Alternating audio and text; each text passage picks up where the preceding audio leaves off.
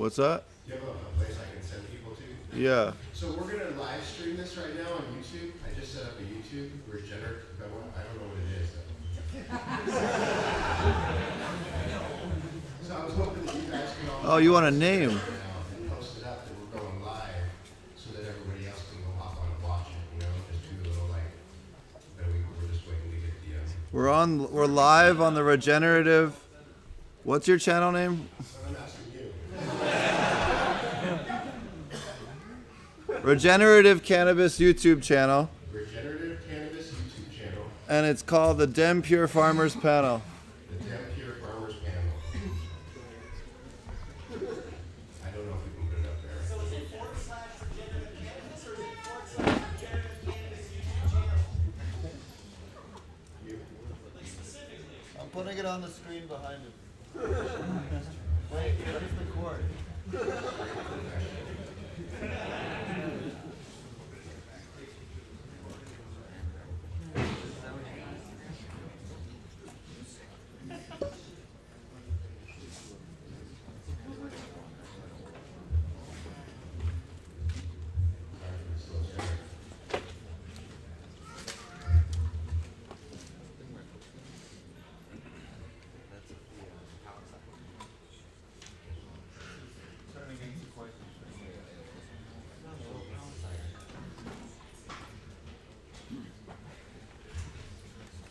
Tell some jokes. Regenerative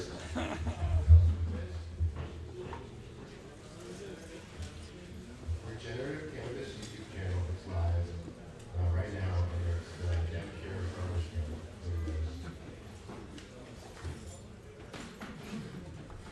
All right, so if you guys are going to post that or share that, right, we really appreciate it. So others will watch. And if we're live now, so whoever's watching, we're still going to have you.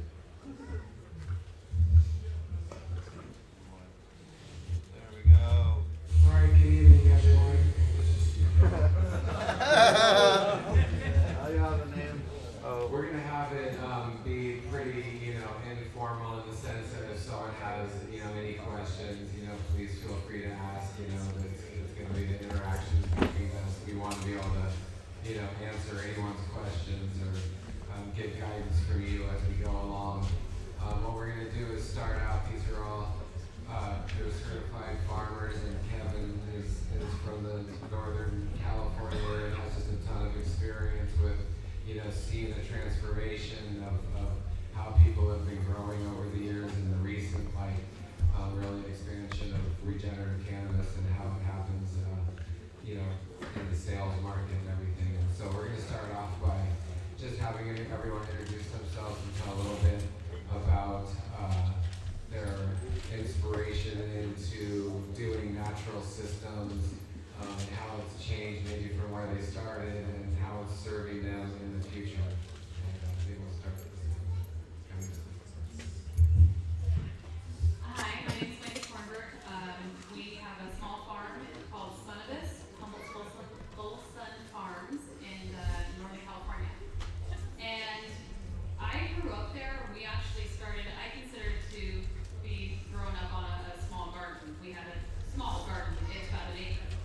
But that was a subsistence garden for my family, and we had, tons of food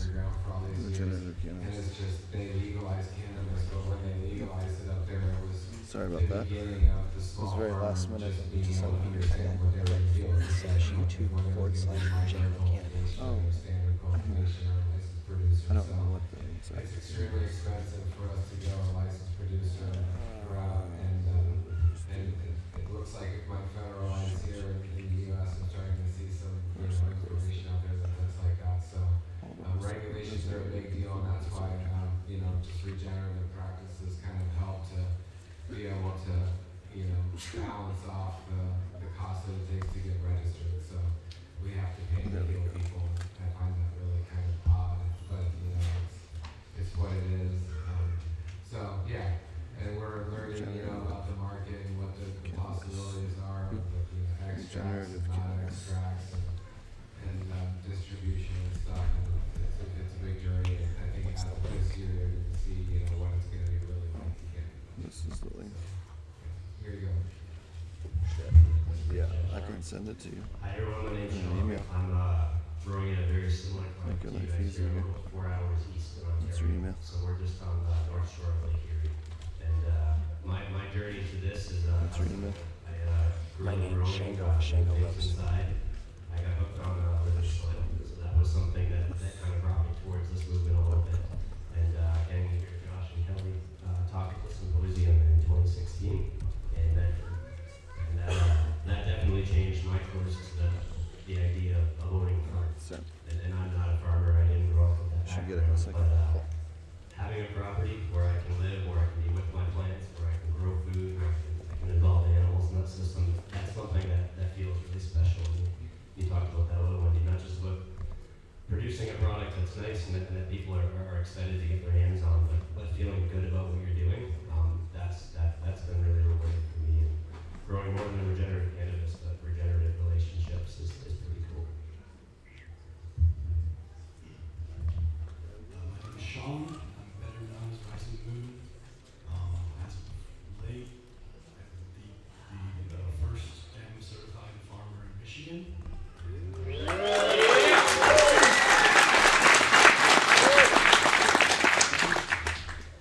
My farm's in Owego County, so northwest of here. And my journey started when I was 16 years old, just through a series of experiences that I had. I sort of realized that nature is like where it's at. Everything else is made up. Nature is real. Nature has power. And I wanted to understand that from that moment on. And eventually I ended up at a certified organic vegetable farm in Oregon, and I learned a lot about agriculture from a perspective of somebody that has been like making their living growing something that costs, less than $10 a pound for 20 years. The real deal, folks. And his system was compost and rock dust. That was it. And the produce was amazing, and I had never seen anything like it. And I wanted to do that. And so I tried. I got a small farm. I tried to grow vegetables, and it's really, really, really hard to sell enough vegetables by yourself to make a living. It's Americans don't really understand the concept of like paying what food is worth.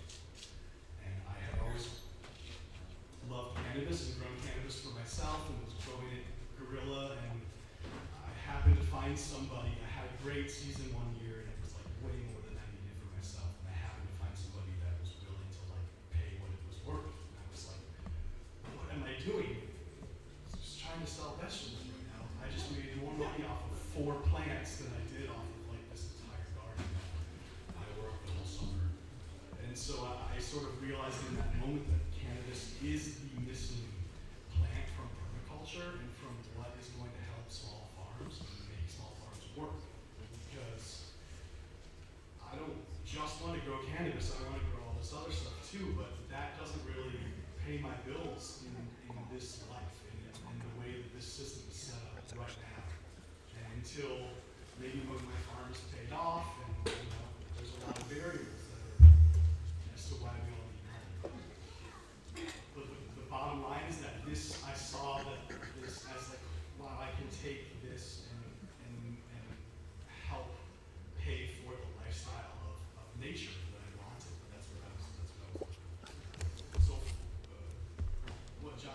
family represent was like such a no-brainer. They're on the same level, and for me, I was just honored to feel like, oh, I have some peers that understand my perspective. I'm in this for straight love, and that's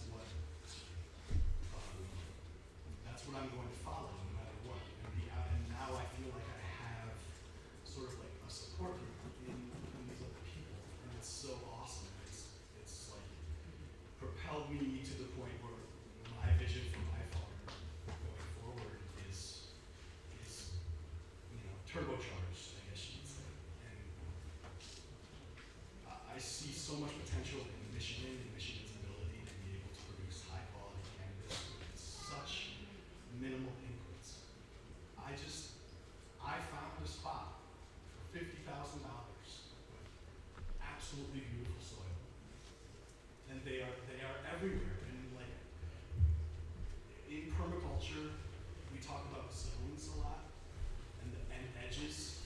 And the edge is where you find a lot of the fertility, where new forests come up and where old cropland and fallow land is turning into forest. There's a lot of potential in those environments, and they are everywhere. There's abandoned cropland everywhere. Go just north of here, you can find 10 acres for $50,000 too. And the mortgage payments are minuscule, and the taxes are almost nothing. So once you get this place paid off, you have 10 acres that is yours. We have water here. You talk closer to the mic. Yeah, I'm sorry. We have water here, we have beautiful soil, and we have lots of fertility that happens every year. From April through October, the amount of biomass that is created on my small farm is way more than I can currently even harvest. It's insane. And it just happens. It's just, we get a thunderstorm, and 2 days later, the grass is 3 inches taller. I'm sure all of you know that have a lawn. So just my whole goal going forward is to really utilize the resources that we have. We have trees, we have wildflowers, we have grasses, and they grow abundantly all over the state.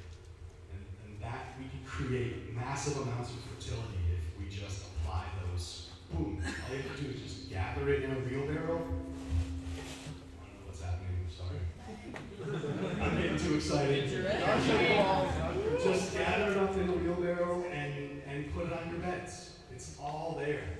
Like, I bought this 10 acres. It's mostly all wooded. We only need an acre of cleared land to have a ton of whatever, greenhouses, vegetable gardens, whatever you want to do, and you have an entire forest that you can pull material from that doesn't even blink when you do it because it lets a wheelbarrow to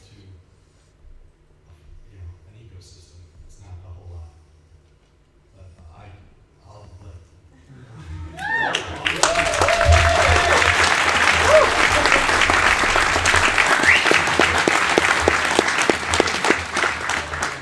let you guys know me, I'm Joshua Rutherford, Dutch Blooms.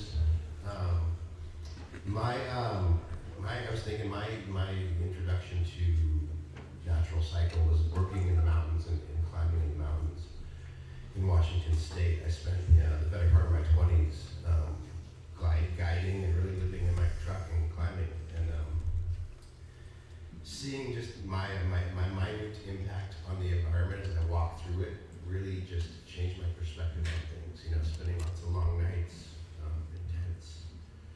And so when I kind of got to a place where that was getting old on my body, getting old on the lifestyle, and I wanted to do something else, and I had started eating organically, and just my whole lifestyle was changing from this period, and so I started looking at farming, and I was like, okay, I can work hard. I can definitely work hard. And, mountaineering, it's like slowly dying, right? That's what mountaineering is. A certain thing, you're like slowly dying the whole time, so it's like, I can work hard, that's cool. And then I kind of started down that path, and I got hit by a car on my bicycle, and I happened to have some cannabis plants. And I really hadn't even thought about them in any terms of making money or anything, but really quickly they became my medicine and my financial means. I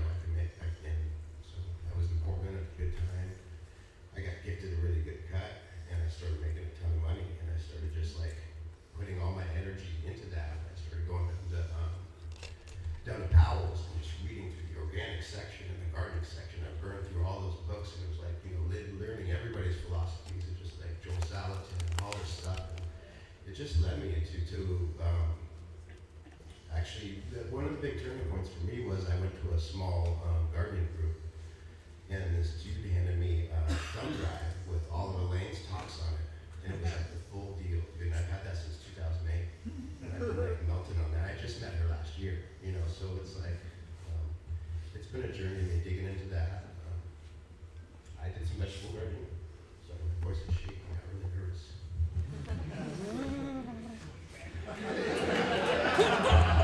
I did some vegetable gardening in Minnesota. I was doing really well in weed and thought that I could conquer the vegetable world, and so I went up and set up a 1 acre CSA.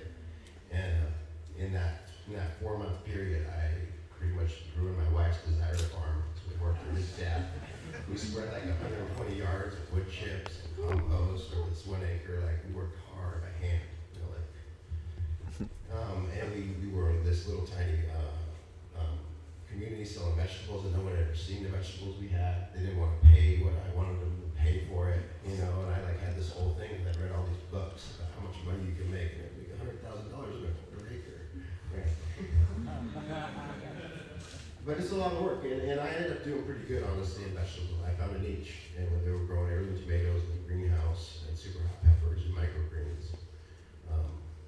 And then cannabis became legal in my home state of Washington. And I didn't like the climate in Minnesota, and so I literally just walked away. I was like, I'm out. And I moved back to Washington, went back to indoor gardening, and the thing I did differently this time was instead of growing in 20-gallon pots, I set up beds. And that was kind of where the next level of education and really how to make this regenerative enough to have to be adding inputs all the time kind of changed the dynamic for me. And I was able to, as the laws changed, I could grow more plants, and I could risk more, and I could do some of these practices that I was learning from Elaine. I didn't have the guts to do earlier because I was scared about money. I was making so much money on biogas, organic off newts from Holland beet juice. Non-regenerative. Sorry about this. So yeah, that's kind of how I got into it. Now I'm in Bellingham, Washington. I have a rec farm. It's just me. I grow 6,000 square feet of canopy, 18,000 or 1,800 in the greenhouse, and it's a full-on. It's lights. It's got computer climate controlled and root zone heating, and I've kind of taken the approach to. And I don't know if I agree with my approach, but this is the approach I took, was to build and set it so it worked like an indoor grow room, and then work backwards to make it more sustainable. So like I have a boiler on my radiant floor system, but the plan is to set up solar gain and a aquaponic system to heat sink, and work that way. And so I'm, working all the way down the line, on this legalization thing. I'm not so sure it was the right step. It is what it is now, but it's pretty advantaged. I look at the idea of making simple loops and pulling tarps, and I've seen the weed that these guys are growing, down in California, and it's like, damn, dude, get the right genetics, do the work.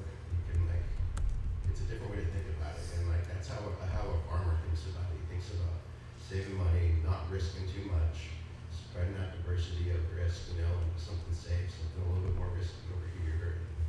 So those are the things I've been learning really slow. I'm pretty thick at it.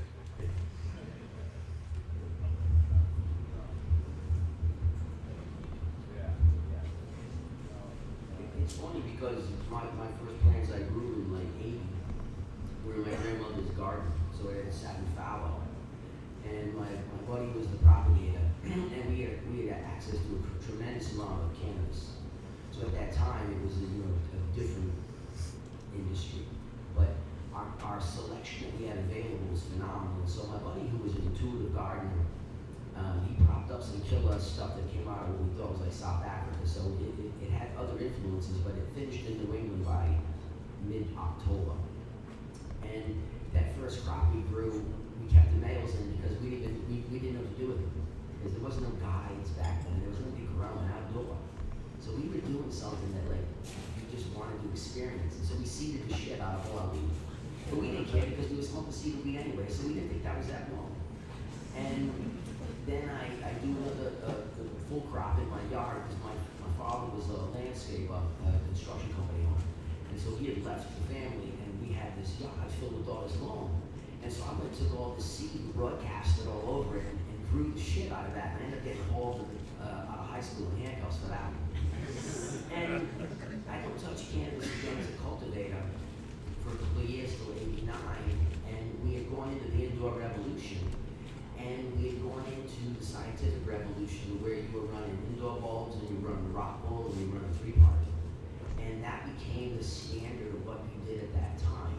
And so I ran that all through the Bay Area years, where no organic production on my own. And I had a friend of mine that was local who grew in his yard, and his mother was a really good gardener, and she had some really rich earth. And he brought some pot over to my house and took the top of my head off. And it just clearly illustrated the difference in quality of production between correct cultivars and production methodologies. And so I didn't have the ability to do outdoor in my world. I was urban, and I didn't have a mom with a yard in the city. And so I was running, building operations. And so when I moved to Humboldt, it was the first time I really got a chance to consume cannabis that was pretty widespread from what I would call hippies at the time, because they were the only ones that really hadn't fully adopted the chemical run. The chemical run was dominating everything. So people talk about everybody was growing organically. A minor amount of cannabis was grown organically. Most of the cannabis was contaminated with pesticides and fungicides because you could make so much money doing this that it absolutely threw people's ethics right out the window. And so when you're involved in large-scale production and you're consulting on a lot of operations, you see a different truth.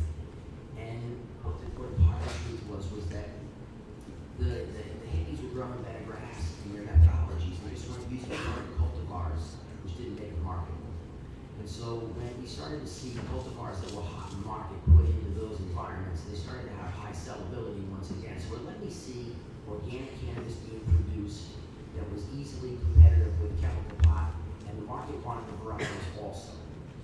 And so you started to see that this was like the only real truth to go if you wanted to have a long-term future in cannabis production. So I'm somebody who used to have a blue hand because we were all staring at plant wall and Plantex with our hands in buckets in the late 80s, early 90s. And so when is saying that this is how it was, but the majority of us were still being seduced through the simplicity of chemical ag, because we're the generation of microwave ovens. We're the ones that got used to eating all this shit. And so that voodoo, it went through everything we did.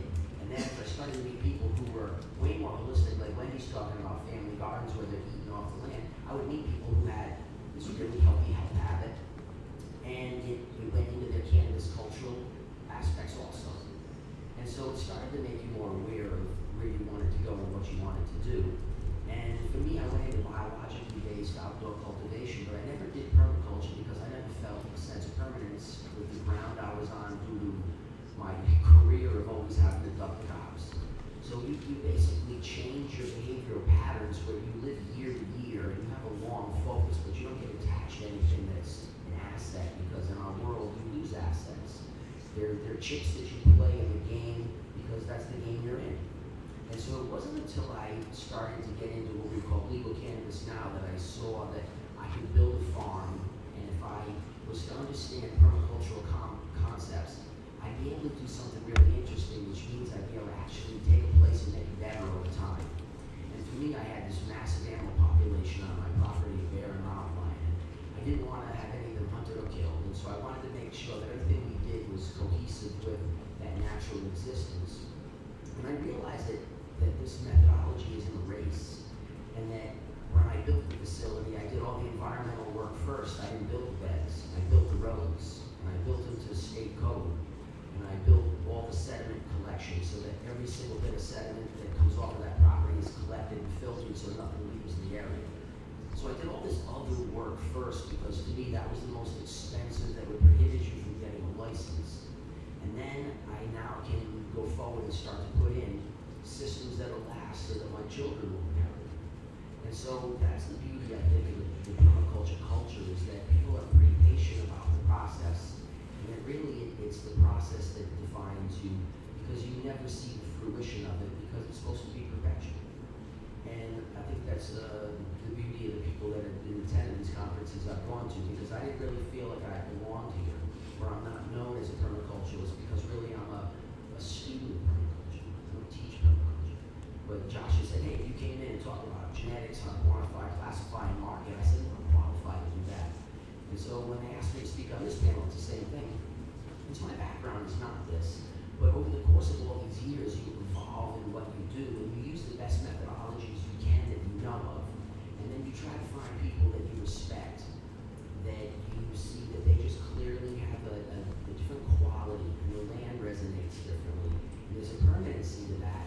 And I think that's the value that most people don't understand with your licenses. It's not the money you make off the property, it's the fact that you get to actually keep and preserve the property. Your real investment in what you're doing is acquiring land and holding it, hopefully passing it forward in your generations. That is the real currency. And the cannabis is allowing us a financial ability to do so. And I think because it's such an incredible connector of people, it allows you to have a group of individuals who can share ideas and concepts. And it allows you to have people like Kelly and Josh put together blanket organizations that let people who have methodologies that people can agree that are wholesome can follow. And it starts to let individuals know how to find these people. And once you experience the better products, you can't deny it. And Michigan's impressed the hell out of me because I never expected this many hardcore growers. And I'm like, it's nice. So salute to all of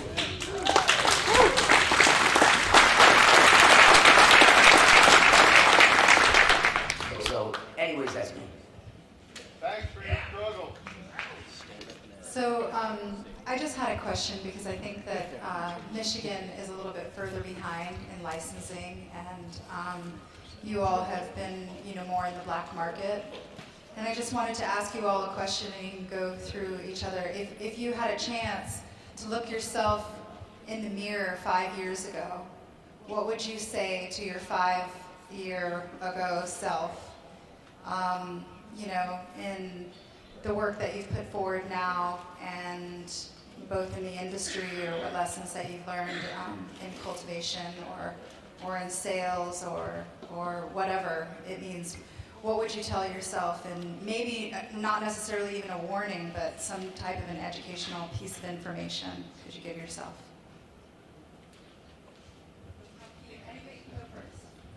I kind of said it, I would probably start a lot smaller. I'm living my dream, like 10 years ago, it was like, what do you want? I want to own a farm, I want to grow weed and vegetables, and I want to have my wife and have a kid. I got a 2-year-old kid, we own the farm, it's fucking beautiful, but I had to compromise along the way, and I took on a small partner, and it's cool, but like, it comes with a price, and quite honestly, I'd probably go back to the point where right before I did that, and I had no money, but I had a licensed fence with cameras, it was a license that had weed inside there, not a dime more. And I'd probably go back to that point and just say, you know what, dude, just chill out, go get a bartending job, and like grow whatever the weed you can this year, and build your soil, and come back next year, and grow a little bit more. And Washington's a pretty rough market, I actually just met these dudes who, they have 16 lights. I just told you I have a pretty big facility, and I'm struggling to make money. These guys have 16 lights, and they're selling their weed for $5.25 a gram, which is unheard of, you guys. Like, I struggle to get $500 a pound straight up for good weed, Like the way I met Kevin was I actually won the Turf Festival for my weed. Like the state all kind of said my weed was good. I'm confident I have good weed, and I'm like, it's a problem, $500 a pound. I can't do it, So, what's up? Yeah. So, I'd probably go back to that and like try to incorporate more vegetable production and do the things that I had learned in Minnesota when I was doing that and be a more well-rounded thing. But I kind of threw all my eggs into this basket, and so I'm in it, and it's good, and I got a lot of hope, and the Dempier Collective, and getting to know all you, and the market is changing, because it's a natural cycle that happens when you open up a market. You get new players. Not all the people are weed people. Most of them are. Most of them are realtors and contractors because they know how to play. They know how to get property. They know how to get financing. They've done all that stuff. We haven't. They know how to work through the laws. So then you're like in my position, I'm trying to sell weed to these people, and they're like, they don't even know what high grade is, you know. They're going, no, we buy $7 a gram diamonds and sauce, dude. You know, like we don't want your rosin for $30 a gram. You know, they don't even get it, you know. And you try to explain to them, and they're just not there. You know, I'm not trying to talk down. They just haven't had the experience and the time, and it's getting there. And like, you know, I see different cultivators starting to come online in my state. You know, they're buying over permits, and it's getting better. But like, I think the message to my 5-year self would be slow it down, dude, and just like, you know, work with what's cheap and free, and do what you know, and don't try to run out there and, you know, be something big, you know. I think for me, it's almost the opposite. I mean, I don't know that it would have made a lot of changes. I'm really happy with the path that we've been on. I've learned a lot. I've really followed my heart throughout most of this process. The one thing I do kind of regret and wish we hadn't done was towed the line quite as much as we did. So California has a lot of water restrictions, and it came at an extreme price for my farm. Last year, we had to scale back every single year for the last 3 years, to the point that last year we have 18,000 square feet of cultivation that's granted to us by the state and the county, 10,000 square feet of light dep, 8,000 square foot of full-term outdoor. Last year, we ran 5,000 square foot once of our light dep, because that's all the water we had, and we went over on our water usage. We've been waiting for 3 years for a pond permit that was perfectly engineered the way they specified, but our county would not give us the permit until they gave us the cannabis permit, which didn't happen until October of last year, which means that at this point we now don't have the money to build the pond, which CDFW is also requiring be lined entirely. 2.5 million gallon pond, 100 feet by 200 feet, and I can't even remember how deep. It's totally excessive. So if I had known 3 years ago that I was going to have to wait to get that permit to build that pond, I absolutely would have done it illegally and just put it in and been like, oh, my bad, I didn't understand, I'm sorry, and paid their fees because it would have been worth it. So a lot of my lessons come with, it's a true story, a lot of lessons we learned came from really watching policy, watching regulations, and being really forward with thinking with, you know, when you hear the rumor coming down the pike that they're doing something a little wonky and shady, get ahead of it. Get ahead of it now, pretend like you didn't know, and then once you're ahead of it, tell them that this was a bad idea and really get active in the policy and regulations. And just, you know, I know you guys don't have the water issues, but I'm sure there's something out there that's going to hit you the same way, and just, yeah, try to not get blindsided. I was just going to say that on the slowing down thing, that there's been a lot of ideas expressed over this weekend, and there's a lot of great ideas out there. And in order to best implement a lot of these things, you need to have a very good understanding of what the landscape is doing before we install these things. So like I hear a lot of people are like, oh, I'm gonna build like 10 miles of hugel berms and like whatever, you know, there's a lot of big dreams out there, but unless you've walked through that landscape during a severe thunderstorm or you've observed it over an extended period of time, you're really not going to be able to design these lifelong earthwork features in just like an instant like that. And it's like what Kevin was saying. These are decades-long projects that we're talking about. My farm, this is going to be my 3rd season at this farm. And before that, I spent time growing in California. 5 years ago, I was living in a tent outside Grass Valley, off the grid, growing 160-some plants with helicopters flying over me, wondering if I was going to get arrested. And not to talk bad about California in any sort of way, but I just realized, like, I don't need to go to California to do this. They're not the only ones that can light that. I can do this in Michigan. If I wanted to get 10 acres in Northern California, it would cost me more than $250,000. So we're blessed once again. Like, we're blessed here. There's a huge opportunity here for us to really grow this thing, but we do need to do it right. And to do it right, you need to be super observant. You need to take notes and take it slow. And if you're going to respect a piece of land, that means you need to understand it. Because regenerative, the whole point of regenerative is that you're making it better. And everything that we do, if you have a system designed and there's something that only serves one purpose, you need to rethink that. Everything that we do needs to have multiple purposes, because nature, in every single thing in nature, there's not one thing that just serves one purpose. They serve fractals of purposes. So we're trying to replicate these systems. We need to think that way. We need to understand these things. And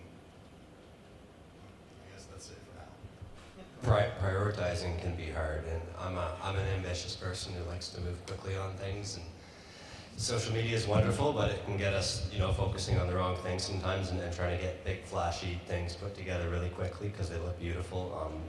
Slowing down, that definitely resonates with me, and trying to prioritize them, because that's something that's difficult. You come into a property, and for me, I had a really long list of goals and ambitions and things that I wanted to see kind of come to life, and to prioritize based on permanence made a lot of sense to me. So you talk about you wish you moved a little quicker on the pond. Like, a pond's a permanent thing. So to put priority on things that are going to last the longest makes a lot of sense. So that's why I've been kind of prioritizing a little bit. Yeah. Well, as we've been on our property for 13 years, and you've seen it, and we did a presentation on it today. But our theory in developing our property, I think, has stood as a good idea. We took the time to just do one area at once, and take on like a new greenhouse or a new style of greenhouse, and see what it was like to live on that area, how the shade came in and the water flow came down, and maybe if the frost was going to come in, what that was like, and then how the soil was going to react in that area, or how it had to get soil, because we're on the side of a hillside. So we just do one new big terrace every year as we go on. And now that we're looking at legalization, we have a big amount of infrastructure that we've done just off local, mostly things off our property, and also some pre-made things. So we have also diversified with products, and I think that's been really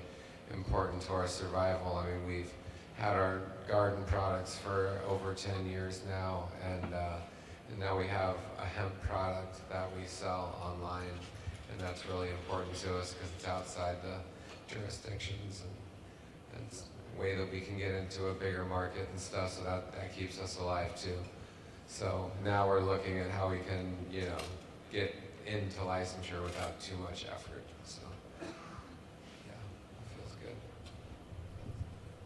good. I had a revelation, I realized it was a revelation. I told people it was an epiphany. And I'm not really religious.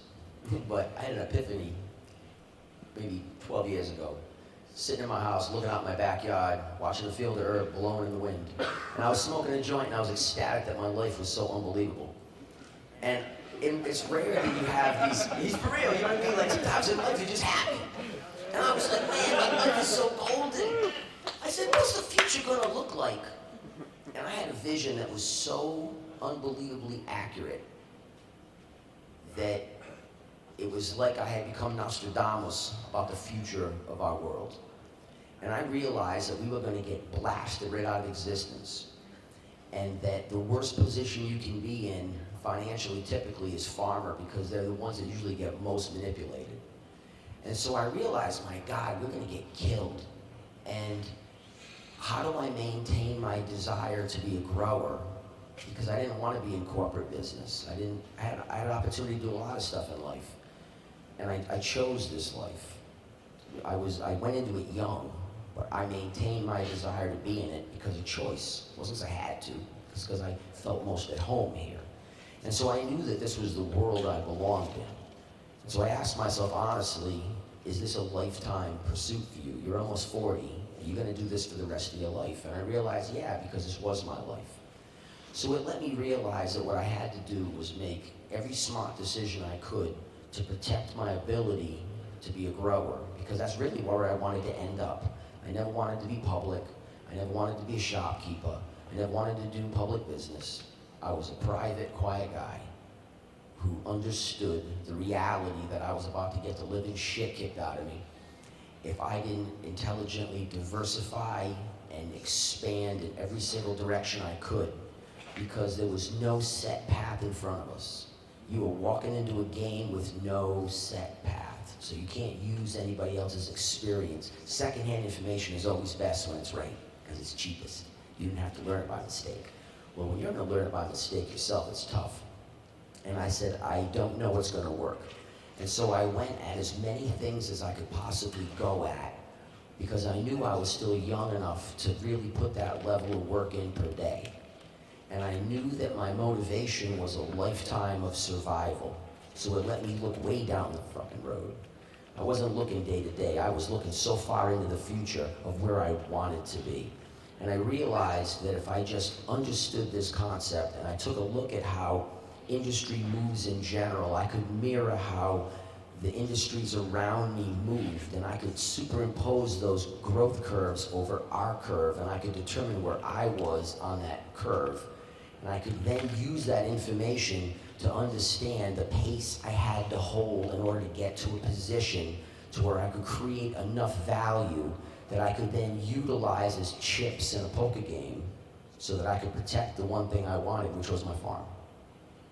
So I looked at it different. I realized what mattered most to me was the property. Handing the property to the kids was the goal. If I could complete that goal, then I had achieved my objective. And the only way I saw that happening was to go at as much different shit as you can humanly go at until you basically wore out. Like, you work yourself till you are broken.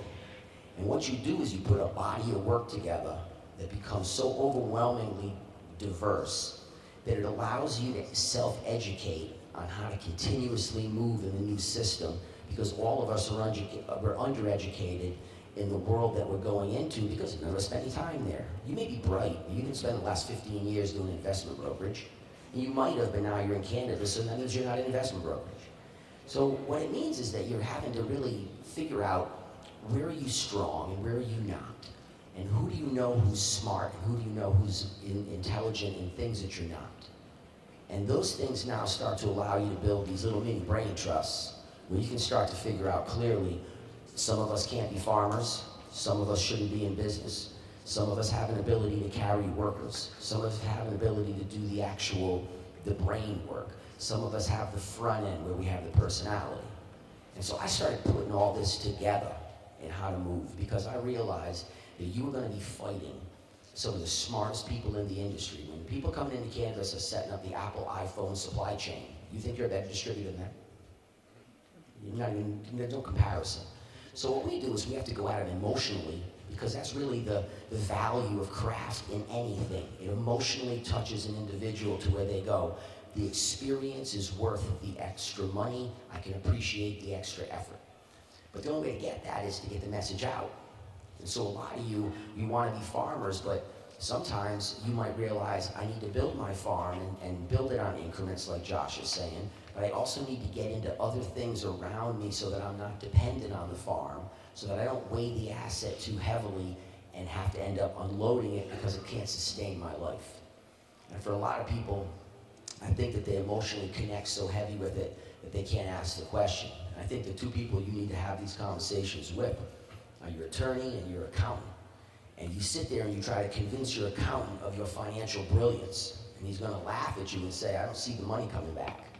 And you're gonna talk to your lawyer about the situation, and for the money that you spend to speak to these people, they're gonna give you an honest answer.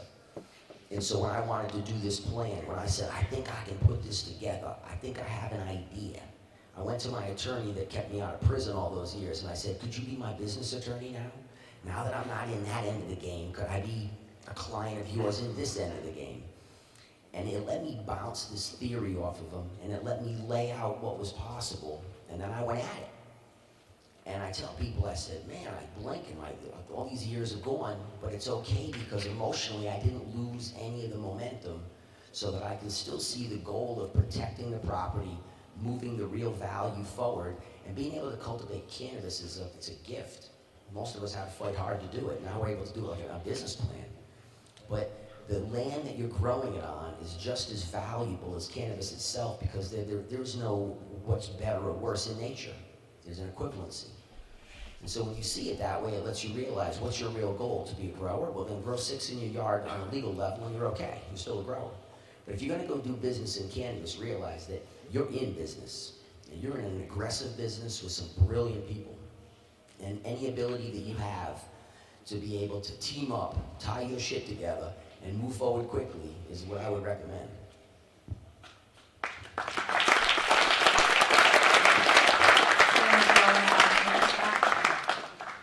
Okay, I think it would be a good idea to just open it up to the audience. There's some questions, yep. So everybody here is maybe not new to growing, but we as a tribe are new in this business, right? And we are probably the underdogs, right? Because everybody else is growing Budweiser.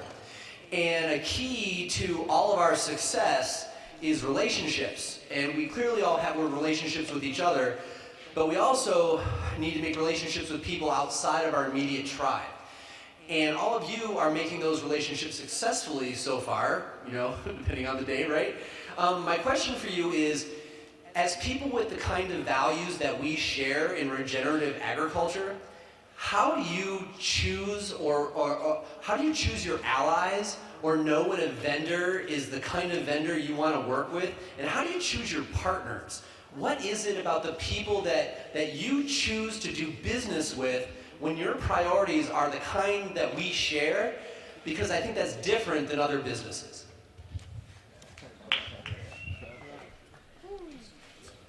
That's a tackle. For me, it's been the understanding that I'm not necessarily going to be making a whole lot of money in order to preserve those in the beginning of the development of my system. Like what I said earlier, I've started slow. I have a pretty modest couple greenhouses, and I'm working on building more, but I don't want to go in debt doing it. So, as far as like the client question, I've taken it more as the people that are really enthusiastic about my product, I'm enthusiastic about providing it to them. And the people that act like they don't care, well, why should I care? So that's sort of the attitude that I've taken, and it's led to a situation where now, like 10 years later, I know a bunch of people that are super solid and super stoked on what I'm able to provide, and they don't go to anybody else. There's just no question. So I've, through my devotion to, because my concern ultimately is like producing the highest quality product. I don't really care about a whole lot of other things. I'm willing to sacrifice a lot in order to achieve that, and I have. So I feel like it shows in your product, and if you love it and other people love it, then that's where it should be. That's what ideal. So California, you know, we have a distribution model that you have to go through a distributor. For us, I mean, I really love people. I give everybody so much just automatic trust. It has gotten us in trouble. I will absolutely admit we're owed a lot of money, mostly from retailers before the distribution model was put in place. But because I love people, like you get those gut instincts, and we have some amazing business partners. Our distributor that we've been working with just recently is Patrick King with Seed to Soul, and he is just a beautiful, beautiful human being. And having known him throughout the years and know that he's had the same struggle as me and he holds the same core values has been really integral. One of the things we did back when we started going down this path was we started branding really early. That helped us out a ton because we got down our core values. We have a mission statement. And anytime there was a question of, should I do business with this person? we went back to our core values and we went, okay, sustainability is like our #1 core value, land stewardship, and it went down the line. And I got to look at these people and say, does this person and this company hold those same core values? And if there was even a question of like, I'm not sure, then the answer was probably not the person I'm going to be doing any long-term business with. So that was really key. And then just getting out and networking your butt off and meeting everybody and just really getting to know people, talking, having very long conversations. When you get into these business relationships, this is not generally something that happens fast. We've been talking for 6 to 8 months and expect that 90% of those don't actually follow through with anything solid. But the ones that do, just like you were saying, those ones that do, man, they're worth it. And you just, there's just times when I'm like, well, this is going to work for now, and this is fine, and this is good, and we'll see where it goes. But then you meet the people that you know are going to be your like long-term business partners, and you just know. And it's like, they're going to fight for you because you're going to fight for them. And getting together and just, figuring out how to fight together. Figuring out who's going to be that person that's the face. I mean, like I said, I love people. So coming and getting to meet all of you guys and just seeing all of your inspiration. And I mean, it's so freaking cool. And I'll be riding this high for like a long time. It'll be months down the line like, man, that was awesome. It was so good to meet you guys and get recharged. And so talk amongst yourselves. Find out who knows who you connect with. Go to different things. When I went to Boise and trained with Chris Trump, it was like, I see the people that are here or in Portland, Maine, or wherever we are, and it's like, we're family. I'm like, oh my God, I'm so excited to see you guys. And, and they feel the same, and it's like we trade information, and it's really, really exciting to get those relationships, and it's a gut thing. You'll find your people, you'll find your tribe, you'll come together, you'll coalesce into bigger and bigger and bigger groups, and it just becomes a thing where you're like, yes, this is awesome.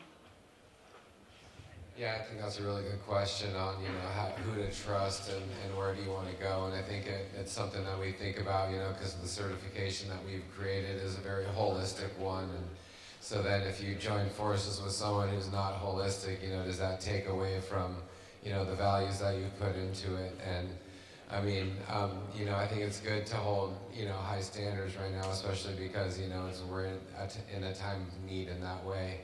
But I think being really solid in your own core values and knowing what you really need and moving forward is kind of an attractant to finding other people that are on that level.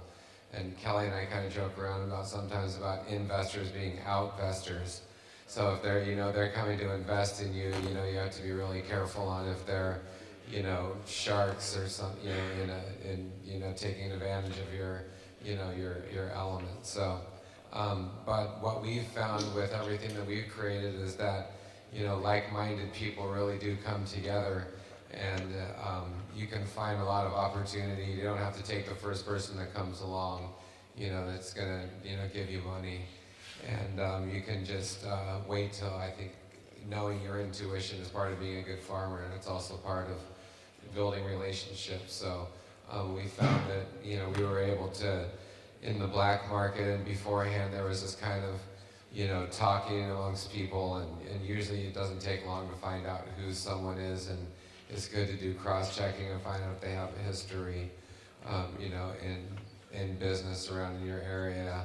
And people can change, but often they don't and stuff. So, it's kind of like a mycelial web in the ground, and there's like a mycelial consciousness that goes through people. So you can kind of trust, when you find the right people. And I think that Sean is right, that when you do find the right people and when you find someone they're willing to go through this process and fight for you is really key, because times change and, you got to do with it. So. Yeah, doing things this way feels good, and it doesn't take too long if you get involved with someone to realize it doesn't feel good if it's not for the same reasons that they're getting involved with you. So just paying attention to that and being true to yourself, I think you can find your way pretty easily through those relationships.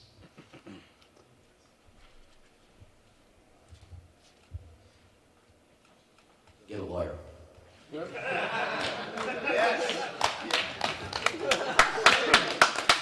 and make sure that your lawyer writes any contract that you're involved in with anybody you deal with. And so what I look for in people is I'm pretty good at picking up people. I've been really lucky with that my whole life, where I'm pretty good at figuring out quickly, are you a threat or not? And then the next part, though, is the hard one, is common goal. So when it comes to partners you're going to deal with in any capacity, distributors, storefronts, workers, do you have a common goal? Because if your goals aren't the same, then it's hard to execute your bigger vision. And so you got to get people to be able to see the bigger picture that you're on, and then they have to agree that they agree with it, and that it's more than just a short-term ride. It's we'll go deeper to go further so we can all gain more. And in order to get people to believe this, you have to actually reward them. You can't just take them on your emotional journey and hope that sustains people. You need to get paid. So you have to be able to have the means to be able to actually keep that loyalty as you go forward. And if you behave that way, typically people will treat you that way also. So you'll be able to cultivate some pretty fair relationships. You stay away from any investor unless you damn desperate for it. And even then, at that moment, you're going to give up a lot of your identity. And so the deeper you can get upriver, the more value you have as a business. The more your infrastructure is established, the more your brand is developed, even if it takes you time, which it will. That gives a value because it gives revenue and it gives taxes and it gives payment proof to show an investor that you're not just a theory, you're actually a real business. That you have an ability to say, my revenue is such, my branding is such, I would like to see if you'd be interested in taking on an investment stake in my company. The difference in value here is maybe 10 to 12 points versus 38 to 52 on a normal investment deal. So if you ask someone to come in to join your team, it's 38 to 52 points on the dollar. So for every dollar they loan you, they're getting 138 to 152 back. And you typically don't get to control your company once you hand it over. You get a position, you get monies, you get equity, but you do not have control, because if you were so damn smart, you would need an investor. And so most of these relationships are very one-sided. And they're very difficult. And it's better to bleed early and fight hard and then have a far greater control of your company, of your vision, of your desire, than it is to say, rescue me, because these people are cannibals. And so as soon as you get out of the water into the boat, they're going to eat you. I'd rather drown in the goddamn water than give them the satisfaction of eating me in the boat. I mean, really. And so the thing is that what I call my culture, I thought was like, just hard. I'm like, man, you guys are fucking hard. We're bold and brave, and all of a sudden we get into this new world, and everyone's just basically running around terrified, and I'm like, wow, they hit us where we are weak. And you just have to be able to reassess, where are you strong, where are you not, and what do you need in partnerships. And when we talk about distributorships and things like that, you need to find a look at where's your target destination, who is your customer of your products. And once you understand who buys your products and why you buy them, you're going to be able to better understand who you should allow to distribute them and where the destination of those things go, or otherwise you're not going to be targeting your marketing. And this is stuff that most people don't look at, because we're used to throwing trash bags in the back of the truck and they disappear and a box of money shows up. Well, it doesn't work like that in the regulated systems you're about to go in. They're about to become radically different. And in those systems, you, just like Joshua said earlier, go slow and go small and get good attorneys and pay attention and use your instincts that you've developed in the course of your career about evaluating trust. And then common goals, things that you most definitely want to do. And then you start to have an ability to work. I know Pat's solid. So Pat put together a seed to soul processing facility so he could work with craft farmers, and he's trying to do higher level stuff. And he's a good human being in that respect, because what you have is someone you can trust who cares about you, whose objective is also to go down the road. But you got a lot of distributors right now, there's lists of them, where they just peeled everybody of all their weed. And then they go out of business, and then you have no recourse. And so your lawyers help protect you with a lot of this stuff, and your lawyers let you look at contracts and say, this contract's sketchy. And you need it, because you're going to see paperwork you've never seen before. And they're going to come at you with good paperwork. And so your lawyer has to deal with their lawyer, and then once you see reality, does it work for you, you make the judgment. But you have to use these tools. It's imperative. Or you're going to come in here with a handshake and leave missing your wrist. They took my watch too, so be careful. More questions? Okay. Come back here.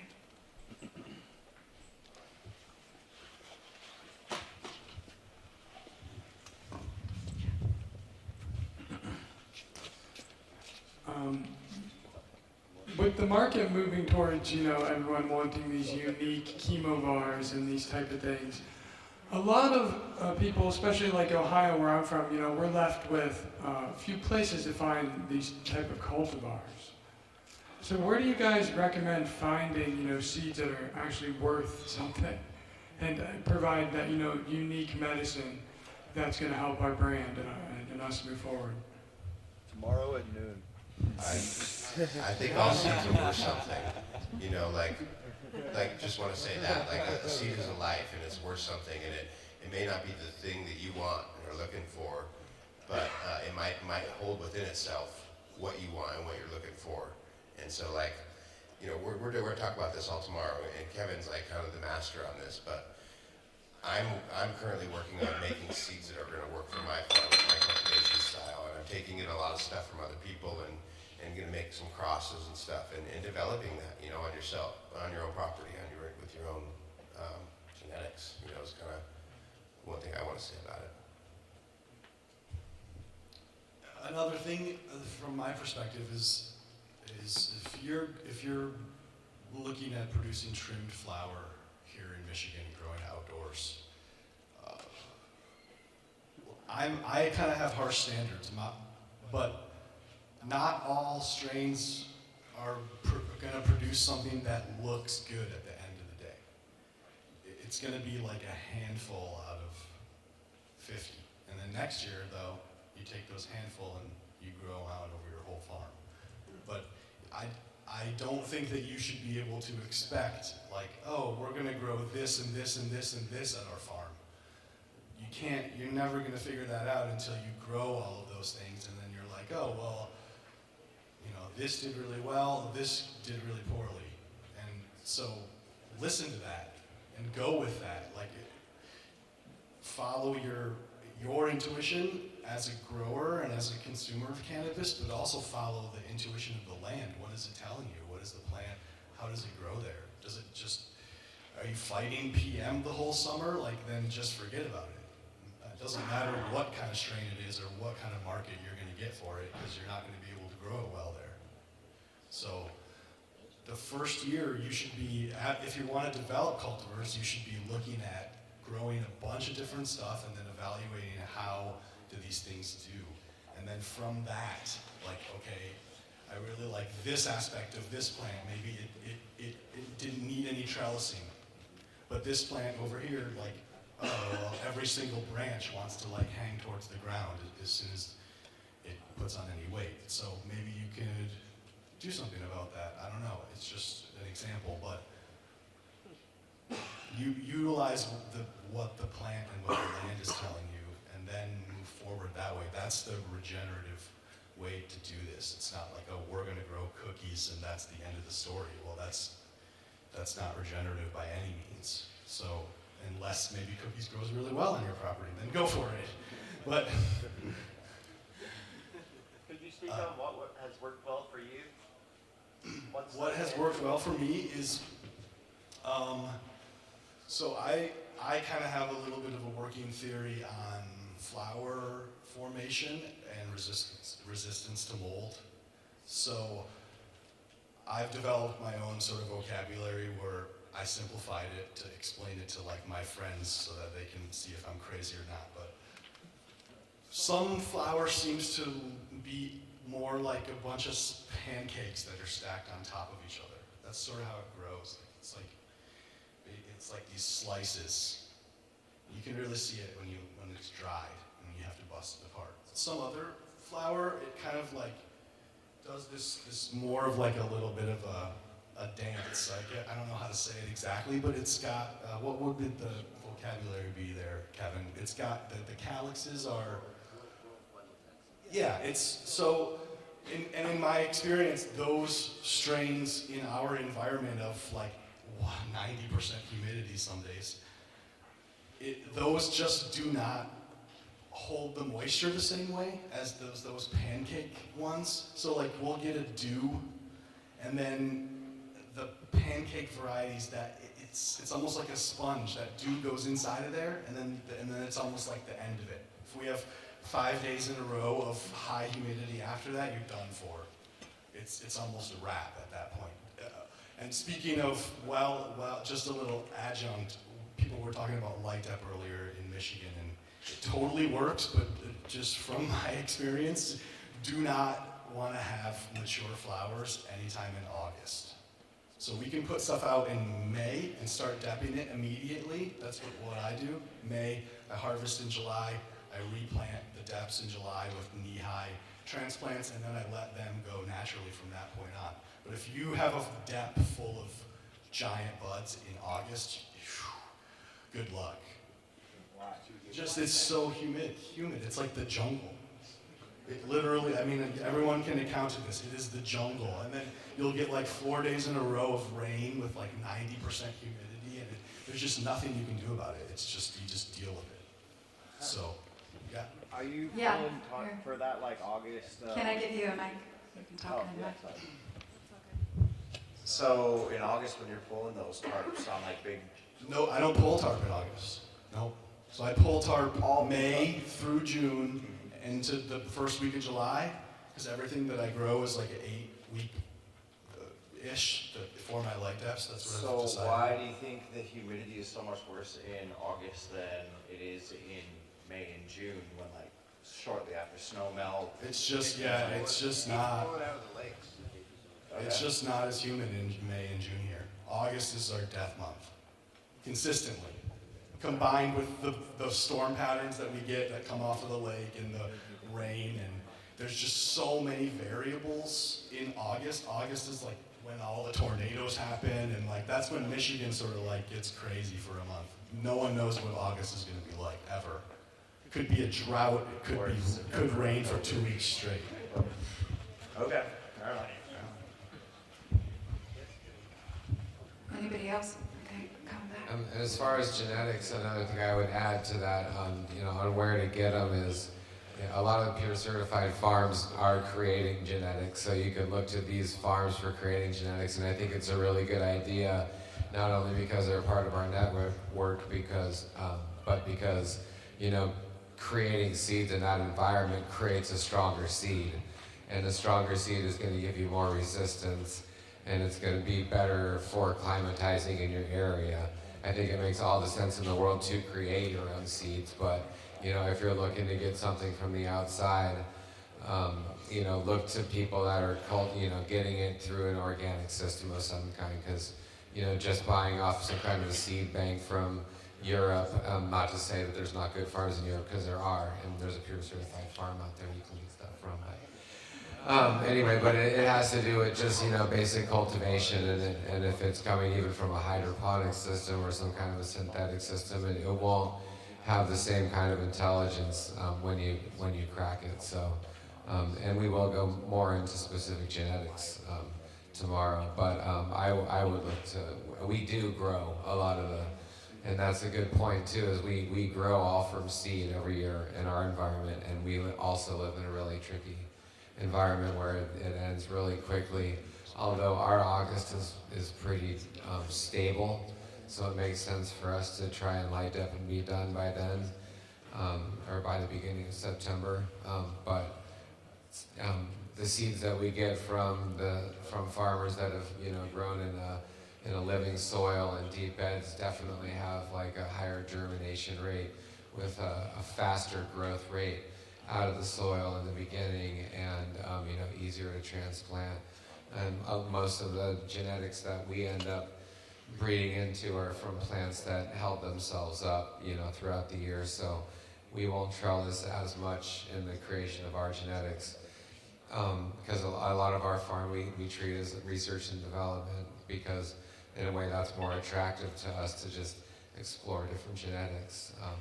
And also, if you do have a greenhouse in a trickier environment, it allows you maybe to grow some land races or something that takes a really long time. And we've gotten some really amazing flavors out of growing in our greenhouse.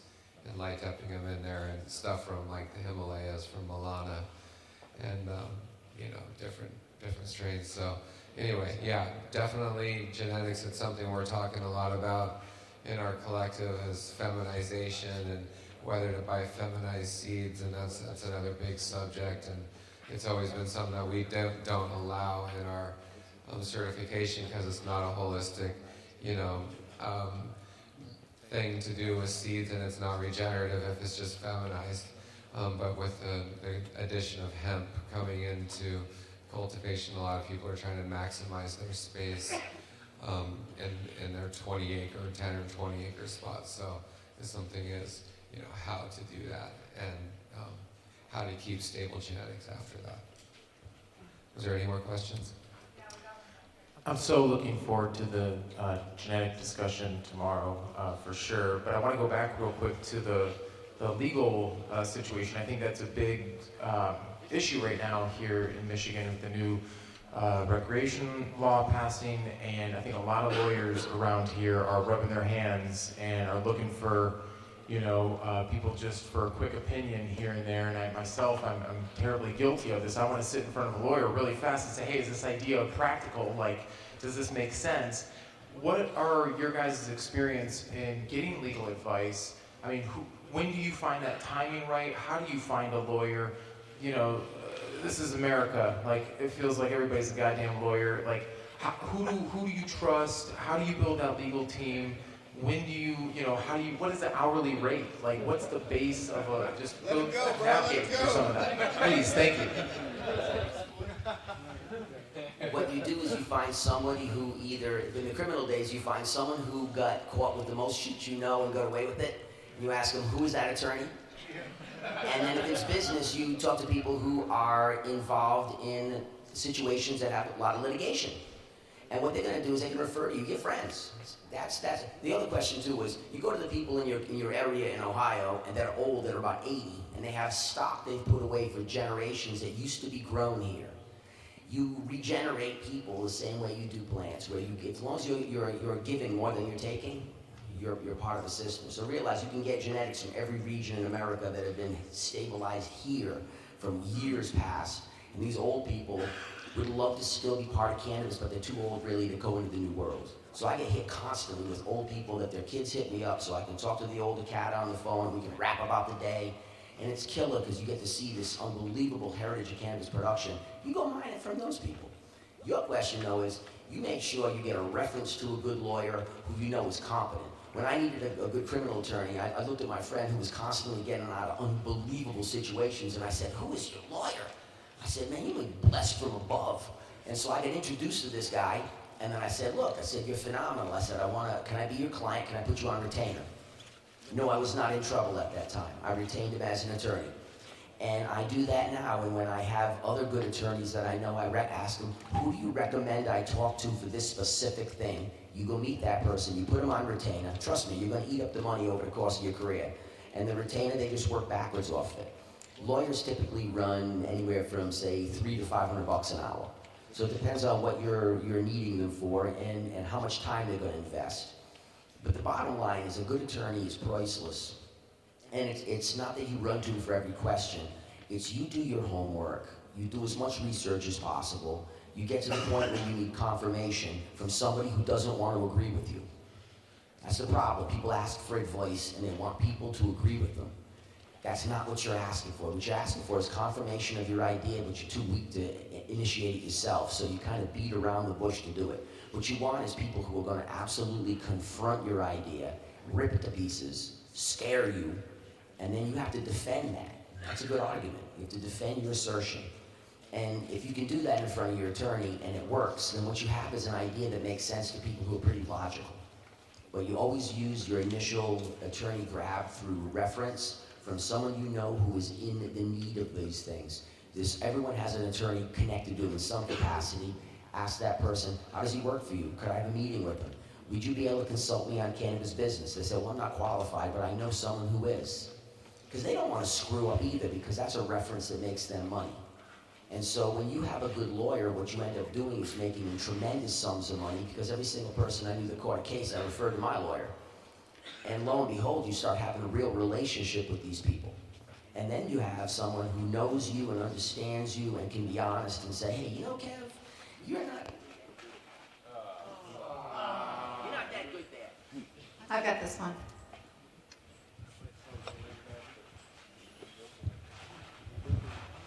You need the honesty. And if you're working with your attorneys and these business people, they'll start to see your idiosyncratic behavior and they'll know that you're quirky in the way you are, like all people are. But this way, they're not just telling you, this is what you do. That's not their job. They're really a consigliere. They're there to give you a perspective. You make the decision. And so you have to have a clear desire of what you want before you use the attorney. And I have multiple attorneys. I have attorneys that I use for my business, and then I have state level attorneys I use for my cannabis information. So I have somebody who's current at a state level, and I have somebody who's powerful locally, so that I have the ability to have conversations locally with larger businesses or political figures from an introduction point of view.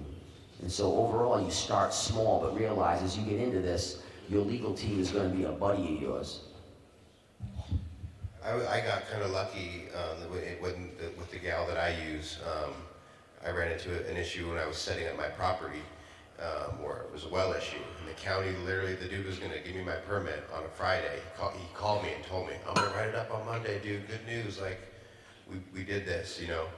And he had to call me up on Tuesday with his head down, you know, and say on Friday evening after I sent you that message that the county lost a battle with the state on these well permits that we've been issued, and we can't issue any permit, period, that is pertaining to a well that has to be drilled.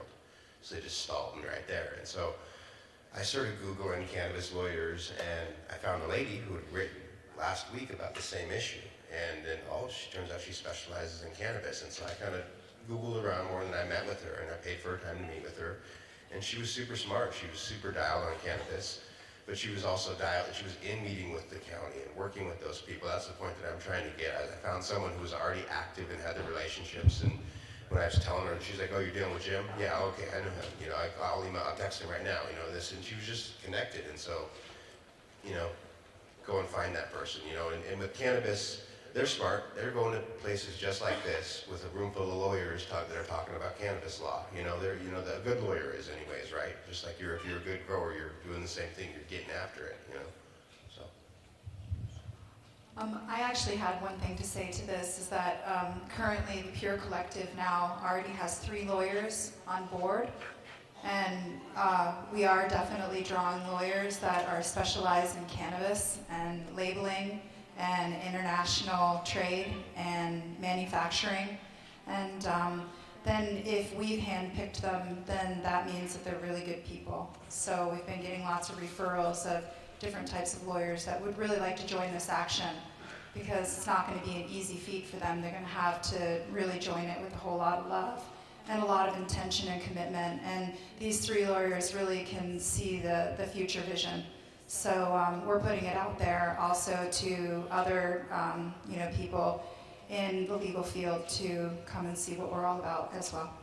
I was just going to shout out Ben Verratti. He's been with us in all our Thanks, conferences. Ben. And he's not here today, but he's been helping set these things up. And he's out of Oregon right now, but he holds license in multiple spots. Oh, just real quick, my perspective on the Michigan thing, being a resident here with legalization. I would say that what everybody said is true, but before you do that, have a very solid idea of what you want to do and have a business plan, and have there's a lot of things that you can do. Get an LLC, get a business bank account, just as a farm. That's it. You don't have to tell them what you're growing. Just so you have a farm. When it does go through federally and they figure it all out, you'll just be like, yeah, this is what I grow. But do the things, trademark your logo, go through the steps. There's a lot of those things that you can figure out how to do on the internet by yourself. And then once you have a lot of those things done, and they actually do give us regulations, which they are talking about issuing emergency regulations on June 6th, because emergency regulations only last for 6 months, and they have until December 6th to issue regulations that are final. So that's sort of like what we're looking at as far as the timeline. But I would say look to the recent medical stuff that was passed and what are those facilities required to have? You have to have a security plan. What's your security plan? You have to have a layout of the place and where are the entrances and exits and where are you going to do what you're going to do? Where are you going to dry everything? Like a lot of these things, you could pay somebody to do all of that stuff, but I feel like as farmers, we are like jack of all trades. At least that's what I am. So like, I spend as much time like on my computer writing up stuff and okay, I've got a map of my property and I've got like little Photoshop boxes with labels and this is what I want to do and this is how many plants and this is the square footage and this is how much I intend to harvest off of this. And there's a lot of variables that you can sort of plug into these things that will help you to move forward in this new legal framework and that are sort of that responsibility of a farmer. That's what, like a lot of, I'm sure if you have a bunch of soybeans, you might want a lawyer, but you can't afford it. So you got to do a lot of these things yourself. So it's possible to do. And when it does get opened up on a grander scale, I'm sure that the Michigan Department of Agriculture and Rural Development will have somebody to help us do these things. At least that's what I hope that the taxes will pay for. I just wanted to touch real quick on pricing. Don't be afraid of a high-priced lawyer because if they're high-priced, first, do your homework, make sure they're good at what they do, but then it's almost the higher priced they are, the less you actually pay because they already have all of that footwork done. So we started with some lawyers that really just ate up the retainers so fast and charged us things that were actually illegal to charge us for, which we thought and ended up not paying for. But we spent a lot of money for things that we should not have spent money on because they were doing a lot of research. And it was supposedly research on our case, but or on our process that we were in. But had I started with a better lawyer, I guarantee I would still have a retainer today. So don't really think about the money so much. If they're good at what they do, it'll cost you less, even though it's more per hour. Thank you very much for being here, and thanks for coming to Ann Arbor. It's so great to have you, all these great minds here in the room. So thanks again. I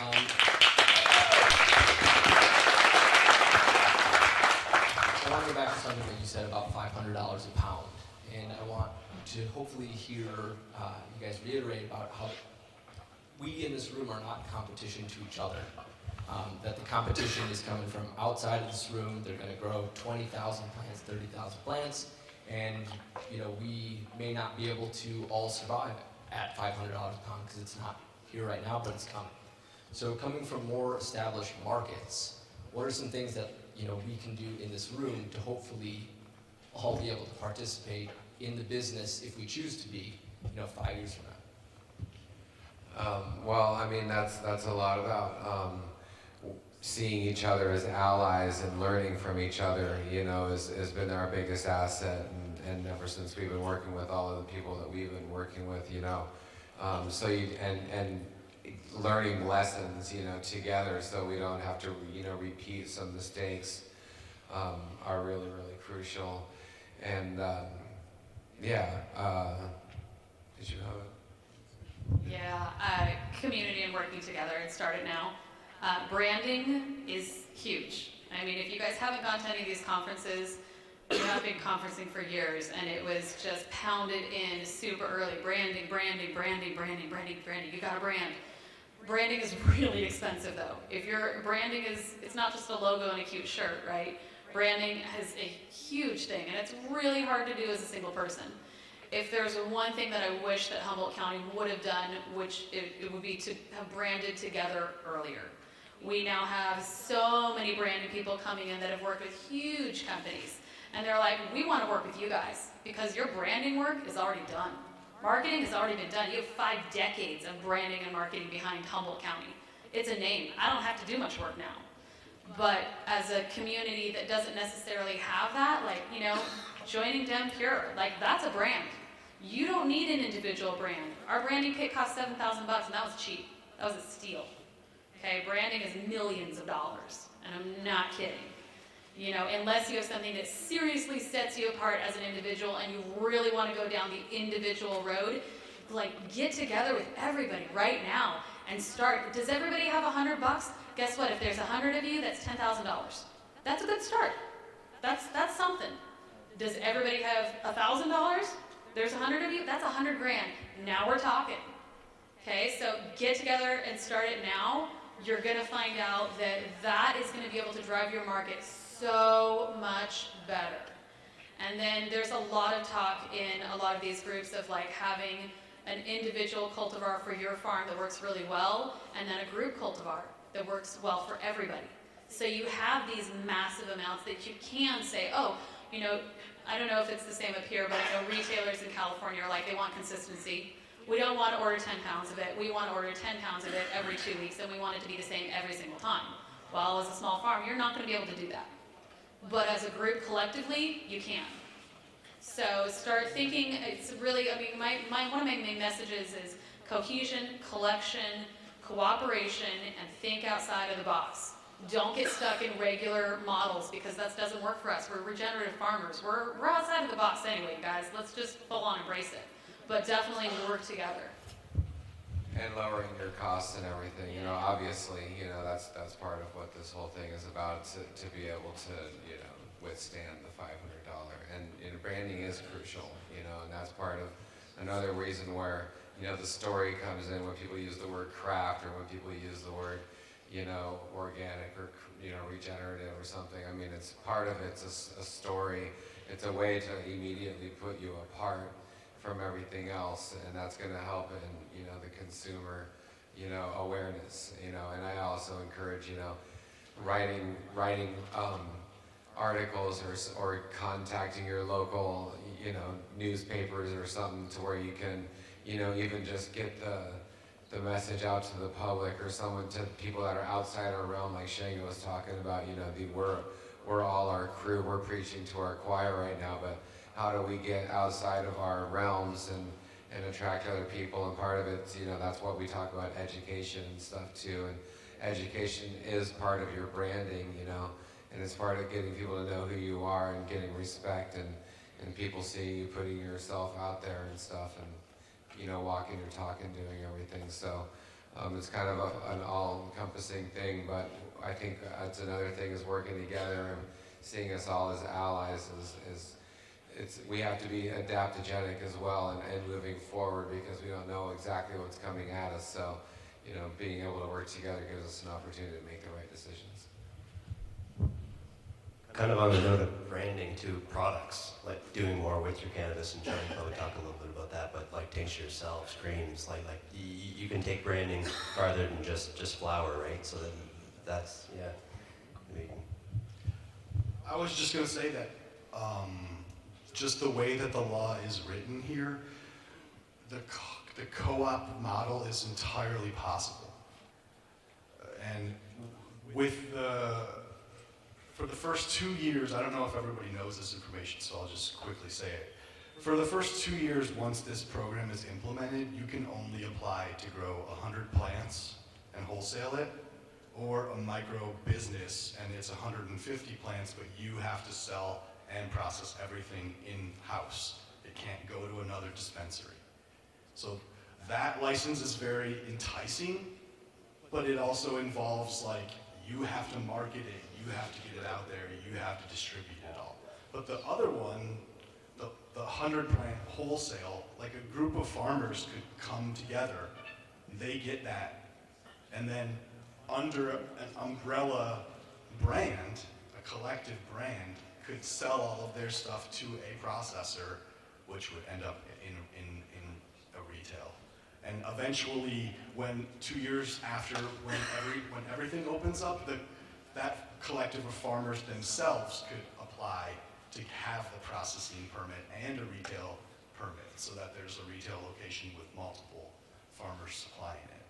And I think that that's a successful model to control not only like the fluctuations in price and hype and strain of the month type of stuff, because I can tell you that there is a demand for what we do.